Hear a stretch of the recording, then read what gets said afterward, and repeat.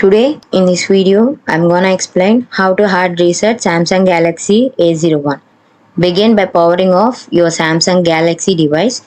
Press and hold the volume down plus power buttons simultaneously for a few seconds until the screen goes dark. Once the screen is dark, release the power button but continue holding the volume down button. Then quickly switch to holding the volume up plus power buttons together. Release all buttons when the Samsung Galaxy logo appears. You should now be in the recovery menu. Navigate through the options using the volume keys and select Wipe Data and Factory Reset using the power button to confirm.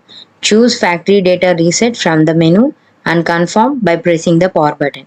After the reset process is complete, select Reboot System Now using the power button. Understand that all your data has been erased during this process. Once the reboot is finished, your phone will be restored to its original factory settings. Follow the on-screen instructions to set up your device. If this video helped you out, please leave a like and comment down below. If this worked for you, thanks for watching.